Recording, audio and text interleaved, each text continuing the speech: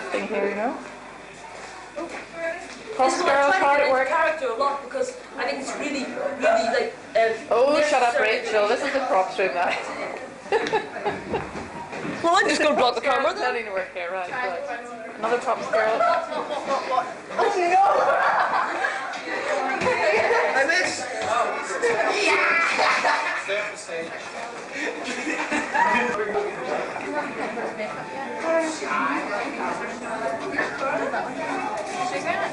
It's not really light. Excuse me, here. I don't wear on advance. Well, sure.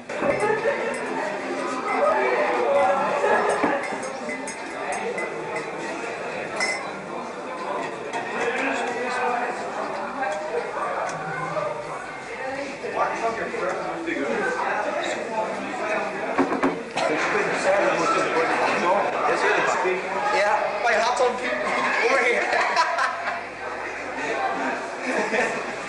Come on, David.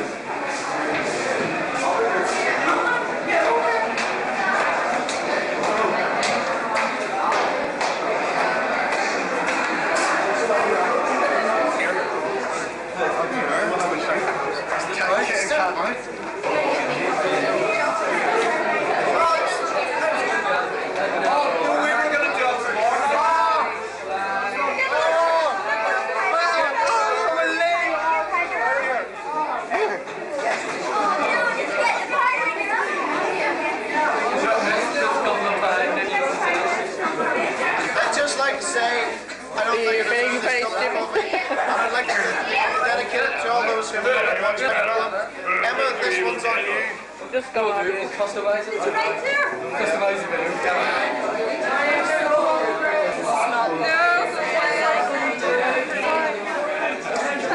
That's okay? Oh, no, go away.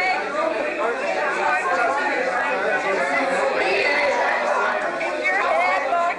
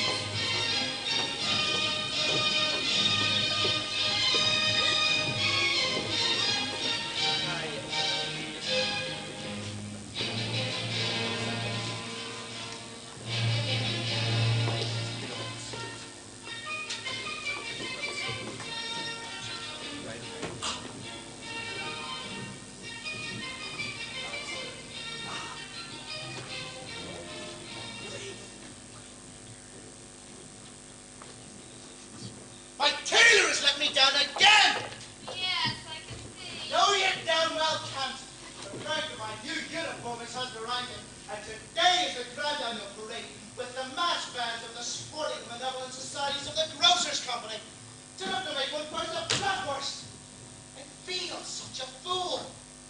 There I'll be, President-elect and honorary whipper-in of the Opera Fur and Feather Club, 3 times winner of the Johann Strauss Memorial Shield production, and I'll have to appear before the public in my old uniform.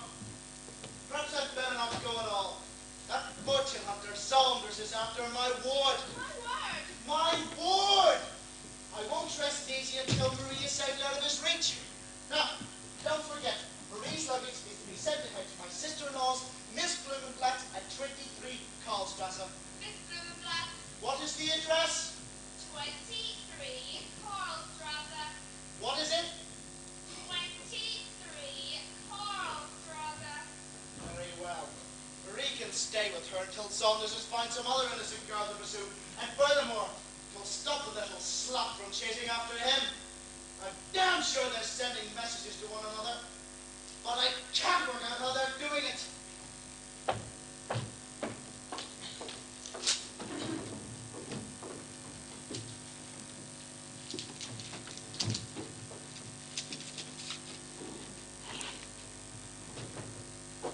Saunders! Herr Zangler! Unhand my foot, sir. I love your niece. My niece? Oh, my niece! Well, my niece and I are not to be prized apart so easily. Do I make my meaning clear? Marie must be mine. Never. She is a star of thy firmament, Saunders. I am Zangler, provision merchant for the Beaumont, top board for the cheesemongers, and number 3 in the small boar club. Only 3. Do you suppose I'd let my heir be hunted uphill and... my heirs be mounted uphill and flanked by a trouble-hound? Be trifled with and hounded by a mountebank? Not for all the tea in China. Well, am I for all the tea in China? Or all the rice? No, that's ridiculous. The research into that. No, let's say half the tea, the ginger, and the shipment of shark fin soup. Double discounted, of course, just to take it off your hands. All you think about is money. All I think about is money. And as far as I'm concerned, any man who messes with my Marie might as well have his hand in my till. Well, I make no secret of the fact that I'm not the eminent screes of the Oriental trade. But I have expectations, and no outstanding debts. Rose Grant. We're closed for lunch. What expectations? Entschuldigen, We're closed. mein Herren, ich bin nicht ein Customer. What did he say? I don't know, Uncle. I think he's a foreigner. Ah, guten Morgen. Gestatten Sie. Bitte schön. Danke schön. We're closed. Open 2 o'clock. Ich komme looken, finden Herr Saunders. Here, Herr Saunders. Saunders. No, there, Saunders. Ah, Herr Saunders, ich habe ein Dokument. He's the Herr creditor. Saunders? No debts, huh? Ja, der. Nine. I'm busy.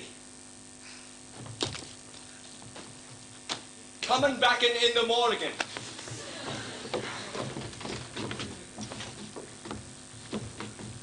I thought you said you had no debts. No outstanding debts. Run-of-the-mill debts I may have. Probably overlooked my hatter is a bit short. But as for my expectations, Herr Zangler, I have the honour to inform you that I have a rich aunt in Brussels. A rich aunt in Brussels. Mm-hmm. I taught her. I am routed from the field. A rich aunt in Brussels. I'm standing here with my buttons undone, and he has a rich aunt in Brussels. She's going to leave me all her money. And when is that? When she's dead, of course. Listen, I know Brussels. Your auntie will be sitting up in bed in a lace cap when Belgium produces a composer. Well, I hope so, because I know while she lives, she'll make me a liberal allowance. A liberal allowance? And how much is that in Brussels? I'm afraid I never do business on the basis of grandiloquent coinage. And in the lexicon of the false prospectus, a liberal allowance is the alpha. Oh my God, how many times must I tell you? I will not allow my niece to marry abroad. Then I'll stay here and marry her, if that's your want. And meanwhile in Brussels, your inheritance will be eaten to the bone by codicils letting my one weight upon her will, like the poor cat with the haddock. The what? Look to the ant! Don't waste your time sculling and mooning around my emporium. I'm sending Marie away to her secret address, where you will never find her. Search how you will. What is it? 23 Karlstrasse Miss Blumenblatt. 23 Karlstrasse Blumenblatts. You old. You stupid! Let Marie have the new travelling kit. Old baggage! Not the new travelling kit. My humble respects. Here is your old uniform. And the new servant has arrived. Your servant, ma'am. His. You prattling old fool! Who asked you to open your big mouth? You're upset, I can tell. Where's Marie? She's upstairs trying on her Scottish travelling outfit you got her cheap from your fancy. My fancy? My fiancée, a respectable widow, and the madam of Madame Nora's fashion house. I thought as much. So it's a betrothal. No, it isn't. Damn you now, it's a hat and coat shop. Now go out and send in the new servant, and don't let Marie out of your sight. If she and Saunders exchange so much as a glance while I'm gone, I'll put you in cabbage water till you can pass it back into the pot without knowing the difference. Ah! This place is beginning to lose its chic for me. I'm astride the mercantile trade of this parish like a colossus, and run a bachelor establishment second to none as far as the eye can see, and I'm surrounded by village idiots and incompetent pips of every stripe. It's an uphill struggle trying to instill a little tone into this place. Entree! Come in. Excuse me, are you the shopkeeper, my lord? You do me too much honour, and not enough. I am Herr Zangler, purveyor of high-class provisions. Well, I understand you're in desperate need of a servant. You understand wrong. There are no shortage of rogues like you, only of masters like me to give them gainful employment. That's classic and very true. A good servant will keep for years, while masters like you are being ruined every day. It's business, by the way, highly provisional, I trust. You strike me as rather impertinent. I was just talking shop. Please disregard it as the inexperience of a blushful youth. It said. Do you have a reference? No, I just read it somewhere. Do you have a testimonial? I have, sir, and it's classic if I say so myself. Do you have any experience in the field of mixed merchandise? Definitely, I'm always mixing it. Well, I must say, I've never seen a testimonial like it. It's just a bit creased, that's all. Honest, industrious, enterprising, intelligent, responsible, cheerful, imaginative, witty, well-spoken, modest, in a word, classic. When do you want me to start? Just a minute. Aren't you forgetting the interview? So I am. How much are you paying? 6 guilders a week, including laundry. I don't do laundry. I mean the housekeeper will do your shirts. That's classic. I like to be clean. And board, of course. Clean and board. And lodging. Clean and board. And lodging. All included. Ah, board and lodging. How about sharing a bed? I won't countenance immorality. Own bed. As for the board, at my last place it was groaning fit to bust. The neighbours used to bang in the walls. I assure you, no one goes hungry here. Soup, beef, pudding, all the trimmings. That's classic. I always have coffee with my breakfast. It has never been the custom here for the servant to have coffee. You wouldn't like me to drink liqueur from the stock? Certainly not. Should prefer to avoid the temptation. Glad to hear it. Agreed then. What? Well, if you do a good job, coffee then. From the pot? Ad liberandum. Is that yes or no? Yes. Sounds classic. Was there anything else you wanted to ask me? No, I don't think so. You won't regret this, sir. I've always parted with my employers on the best of terms. You have never been sacked? Technically, yes, but only after I've let it be known by subtle neglect of my duties that the job has run its course. That's very considerate. I don't like to cause offence by giving notice. In a servant it looks presumptuous. That shows modesty. Your humble servant, sir. Yes, all right. Classic. Only I'll have to stop using that word. It's stupid. There's nothing stupid about the word.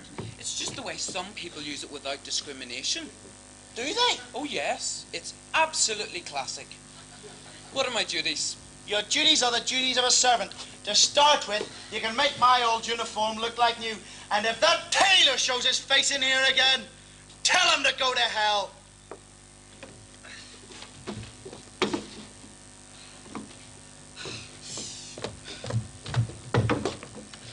Here we are. The masterpiece is ready. You managed it. My dear Hopper, in the nick of time. Go to hell! Shut up. Well, with the help of 2 journeyman tailors, I have done the impossible. Let's try the hat.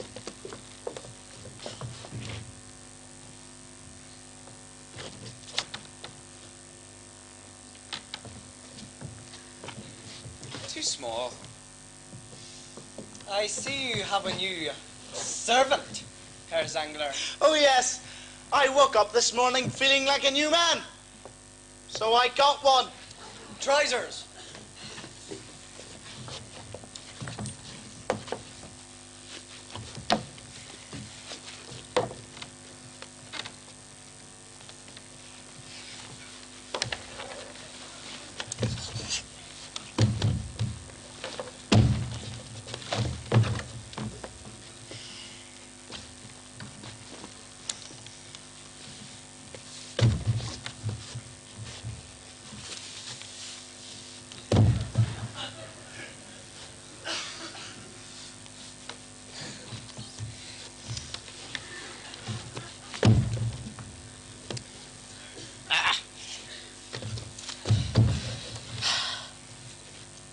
Well, Too small. He's a personal servant, is he, Herr Zangler? yes, he is a bit. But I like to give youth a chance, and then I like to kick it down the stairs if it doesn't watch its lip. I worked for a tailor once. I cooked his goose for him. There we are. It all went very well until one day I got confused and goosed his cook. Pay attention, you might learn something. After that, he got a ballet stand. You'll see how a trouser should fit. Except it's a bit tight, isn't it?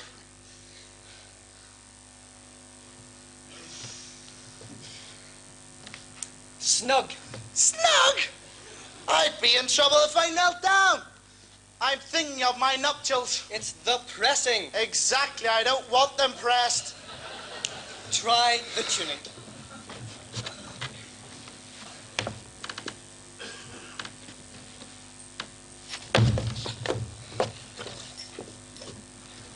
I like the frogging. Can we please keep our minds on the tunic? Now, let me help you.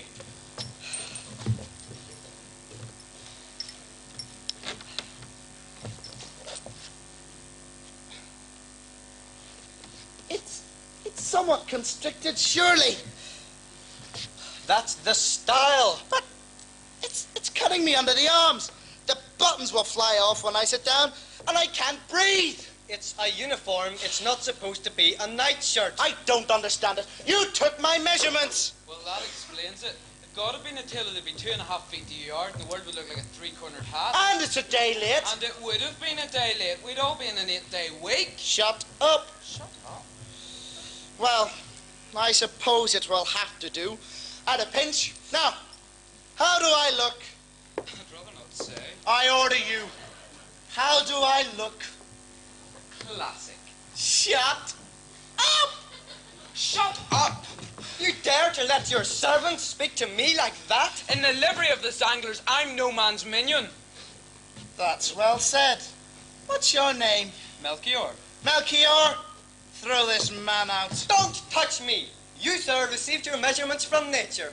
The tailor's art is to interpret them to your best advantage and move the buttons later. My humble respects. I will leave my bill. Oh, no, you won't. You'll take him with you.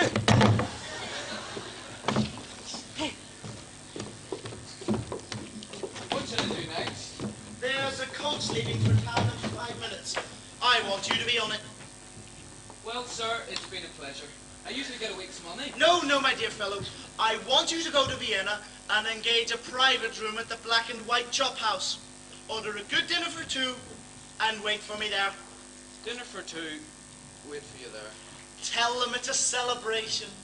Foaming tankards, cold meats, pickles, potato salad, plum dumplings. You'll spoil me. It's not for you. I'm entertaining my fiancée to a birthday dinner. A previous engagement. Congratulations, Sir Dangler. Thank you. She's the madam of Madame Nor's fashion house. You may know it. No, but I think I know the piano player. It's a hat shop in Anagassa. Of course, she's a millineress in her own right. Enough said. And the shop on top? No, she's on top of the shop. What are you talking about? I don't know. I'm going to take her to dinner and name the day. You can expect me after the parade. Are we travelling together? No, I can't be in a hurry. I'm having trouble with my niece. Is the uniform? No, it's the Casanova incarnate. Maria's very vulnerable. If she so much as sets foot outside the door, she'll catch it from me. How long have you had it? No, I mean the Don Juan. Has he had it?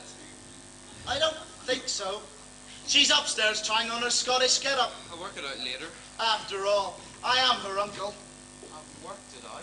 I sent him packing with a flea in his ointment. I think it's on me. Now, here's some money to catch the coach. Can't I meet the rest of your staff? No, there isn't time. Do you understand my requirements? Perfectly. Repeat them. Catch the coach, go straight to the Imperial Gardens Cafe, private dinner for two, champagne on ice. No, my dear Phil. The Black and White Chop House. Sir, I beg you to consider, Madame Noor is a woman of the world, sophisticated, dressed to the nines, with a hat to knock your eye out and an eye to knock your hat off. You want to wine her, dine her, and name the day. Now, does that suggest to you foaming tankards and plated cold cuts of the old Black and White? Yes, it does. What are you getting at? Madame Noor is not just another huskbride. Fashion is her middle name. More or less. Noor Fashion House. I think I see what you mean. The Imperial Gardens Cafe is a fashionable place, is it? It's the only place for the quality at the moment. The quality? But are you sure it's quite refined? Refined? The ploughman's lunch is 6 oysters and a creme de menthe frappe. Oh, I see. Well, perhaps just this once. Leave it to me, sir. Champagne, lobsters, roast fowl, birthday cake. Pickles, dumplings. And to finish her off, to get her in the mood, Perhaps we should have a nice bottle of the hard stuff. Schnapps. Well, that seems all right. First class. Just the ticket. Why do I have this sense of impending disaster? Saunders is after my niece and has discovered the secret address where I am sending her to the safekeeping of my sister-in-law, Miss Blula, who has never laid eyes on him, or for that matter Marie either since she was a baby. While I have to leave my shop in the charge of an assistant and an apprentice, and take my new servant, whom I haven't had time to introduce to anyone, to now to join the parade, and take my fiancée for a birthday dinner in a festival restaurant in a uniform I can't sit down in. One false move, and we can have a force on our hands.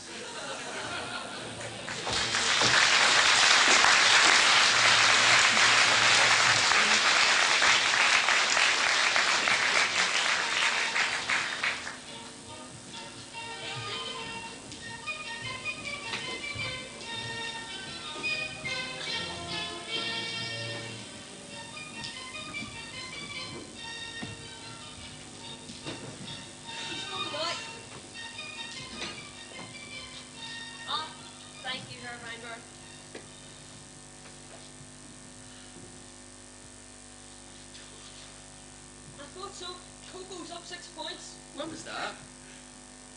Week before last. Does it ever occur to you, Christopher, that we're the backbone of this country? You and me, Mr. Rainbird? The merchant class. Oh, yeah. The backbone of the country, the very vertebrae of continental stability, from coccyx to clavicle, from the Carpathians to where you will. Toenails? The Tyrrell, from Austria to breakfast to Hungary till outside.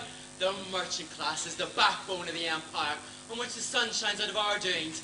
Do you ever say that to yourself, Christopher? Not in so many words, Mr. Weinberg. Well, you should.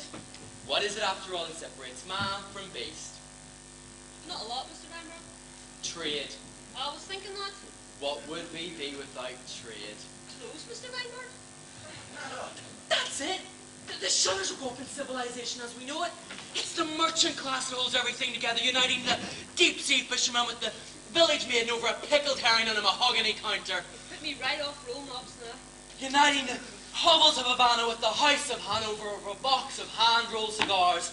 And the church warden and the match girl in the fall of a Lucifer. The pearl fisher and the courtesan are joined at the neck by the merchant class. We are the brokers between invention and necessity, balancing supply and demand on the knife edge and profit and loss. I give you the merchant class. The merchant class?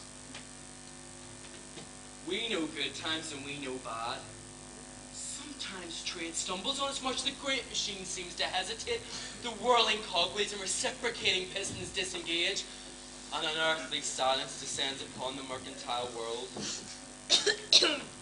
We sit here, idly twisting paper into cones and flicking a dust over piles of preserved figs and pyramids of uncertain dates, swatting flies like wanting gods off the north face of the Emmental and gazing into the street. And then with a great roar, the engine bursts into life, and the teeming world of commerce is upon us. Someone wants a pound of coffee, someone else an ounce of capers. He wants smoked egg, she wants salmons, a skivvy wants rosewater, a fat lady wants butter, but a skinny one wants whalebones. The curate comes for his candy stick, the bailiff roars for a bottle of brandy, and there's a gathering rush on the pig strotters. At such times, the merchant class stands low, ordering the tumult of desire into the leisurely rhythm of exchange with a composure as implacable as a cottage loaf. Tongue.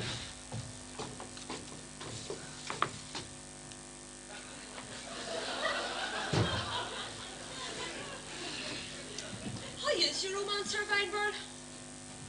As well as can be expected of a relationship based in pseudonymous correspondence between two post office boxes, one must proceed cautiously with Lonely Hearts advertisements. There's a great deal of self-delusion amongst these women, although I must admit I've become quite taken with one who signs herself elegant and under 40. I'm thinking of coming out from behind my own nom de plume of Scaramouche. The trouble is, I rather think I've given her the impression that I am, more or less, the owner of this place, not to mention others like it. Well, at least you're not a dog spotty like me. Dog spotty? You're an apprentice. You've had a valuable training during your 5 years under me. Well, you see things differently from the dizzy heights of chief sales assistant. Christopher. Have a pretzel. The value of labour embraces both servant and master. For the servant is slave of his master, and the master is slave to a higher authority. Mindful! I thought you'd said he'd gone. He must have changed his mind.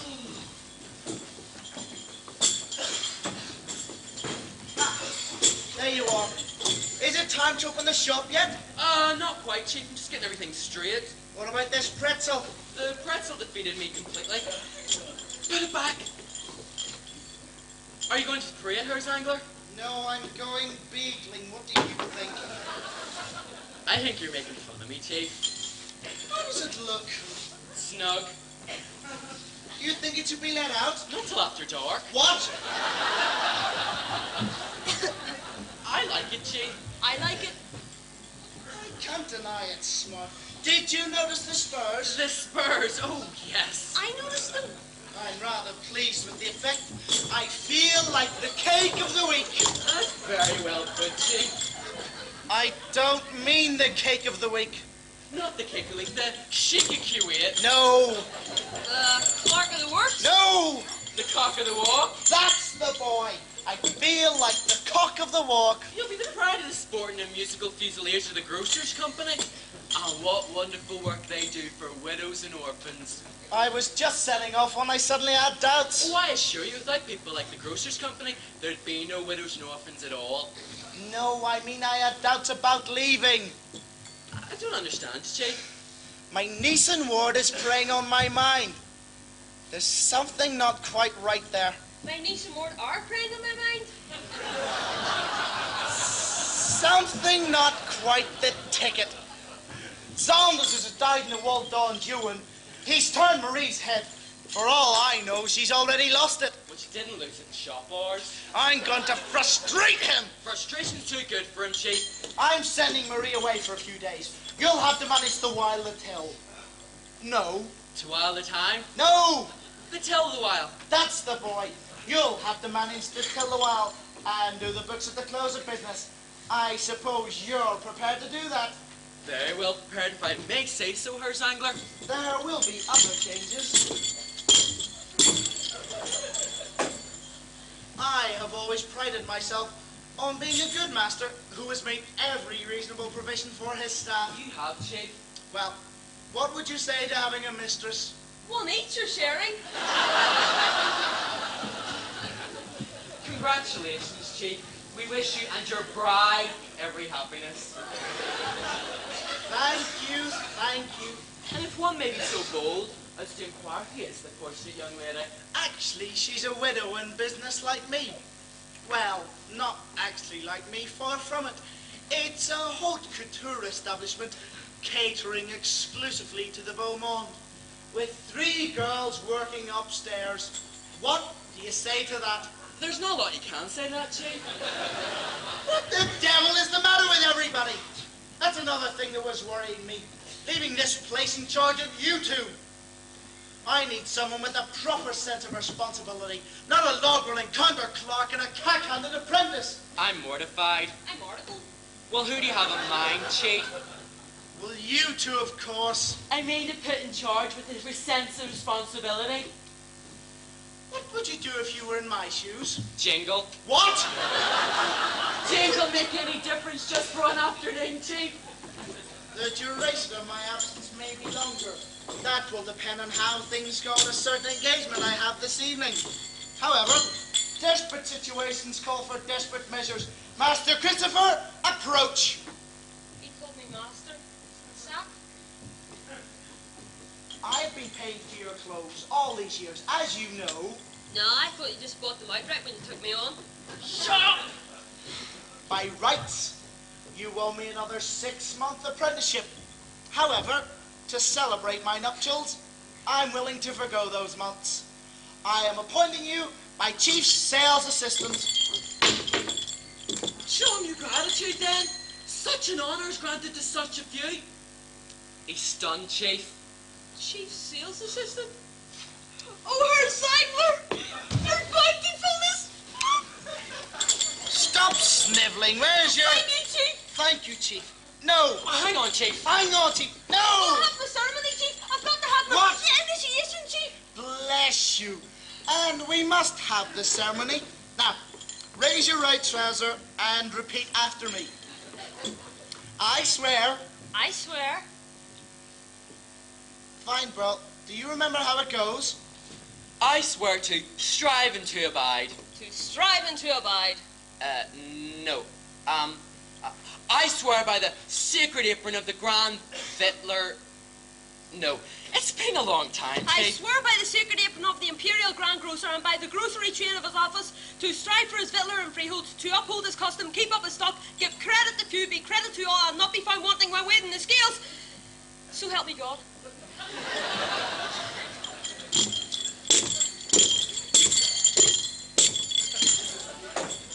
You may jump the counter.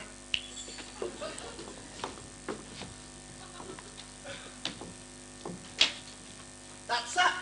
Now, I will inform you of any changes in your duties, should any occur to me, except, of course, that you have to pay for your own clothes. Thank you, Chief. And remember, always give people their change between finger and thumb. Nothing lets down the tone of a place so much as change from the fist. Right, Chief. Excuse me, Chief. Am I your chief sales assistant? Or am I not? You are not.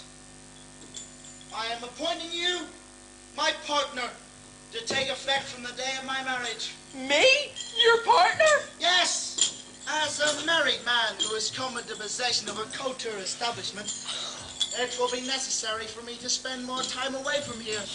It's only right that you should have an interest in the prosperity of the business, and probably cheaper. Partner? Yes, yes.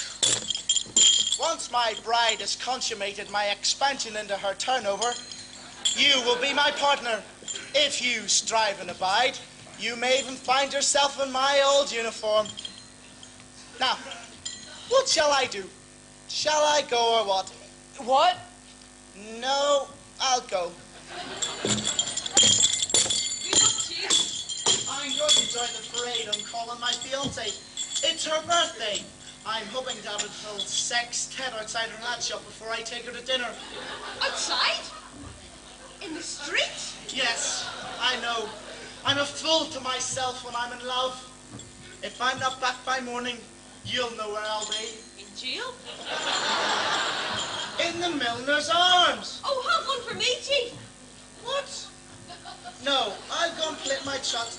No, Like your... that's the boy.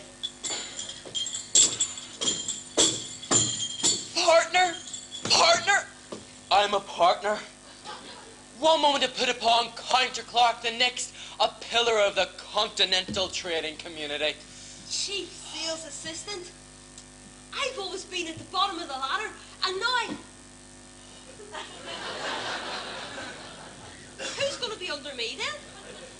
Bookkeeper, that was the Himalaya of my aspirations. But from the vantage point of partnership, I look tolerantly down upon the bookkeeper's place, as if from a throne of clouds. He's a partner, and I'm the entire staff. I'll have 2 masters instead of 1, 3 counting the widow, and the weight of my authority will be felt by the housekeeper's cat.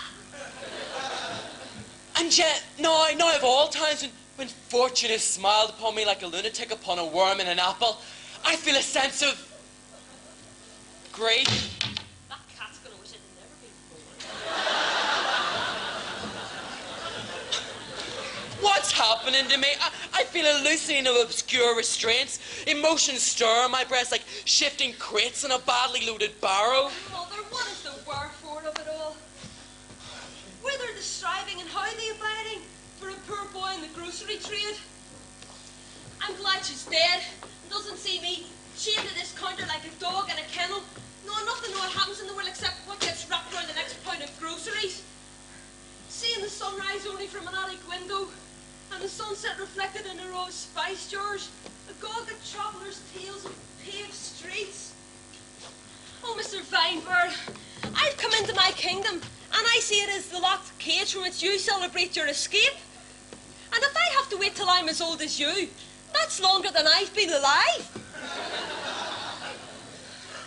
Beyond the door is another room, where the servant is slave of the master, and the master is slave of his business.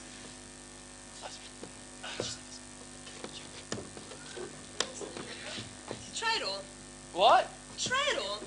No. Go on. Gertrude might come in. I mustn't. All right. I daren't. All right. Dare I? Good grief, look at the size of them. Here. Aye, that's right. Which way up? I'll get drowned in these. Hurry up.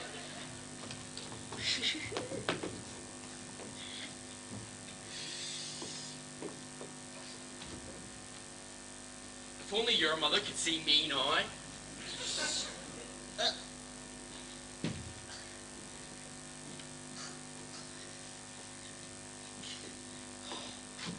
Oh.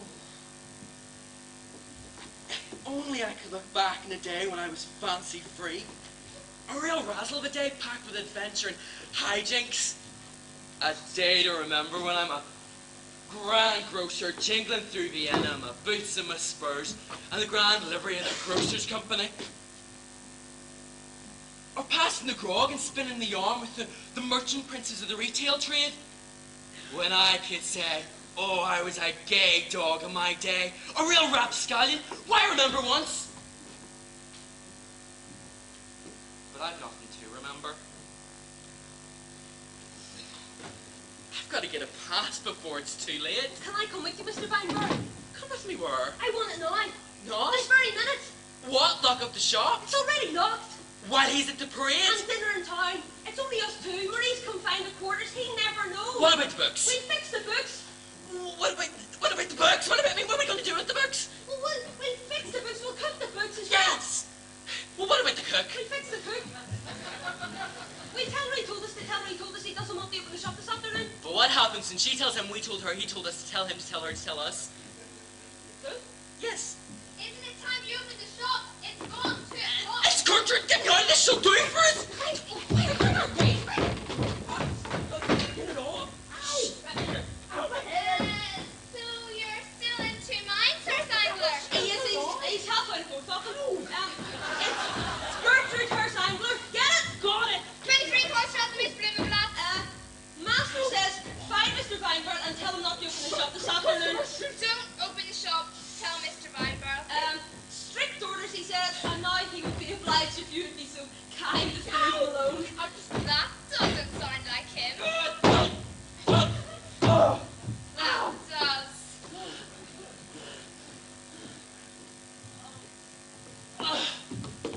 She's gone. And now I best be bored. I got my worsted stocking. Is that necessary? Got my savings in it. I'll get mine and we'll be off. What?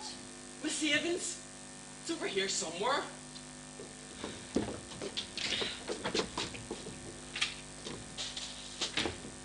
Good grief. God in heaven! He's back again! He'll kill me if he sees me in this!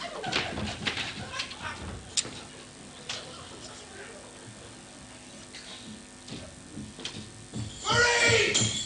Damn it, blast it, that swine-eyed Saunders is nowhere to be seen in the village.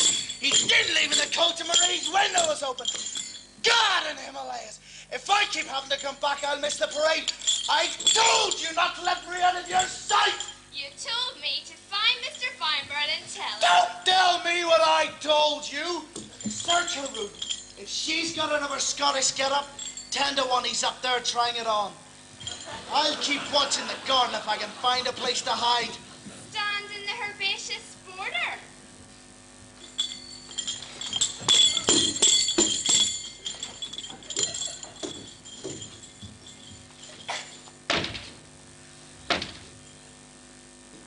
Thank God he didn't see my clothes.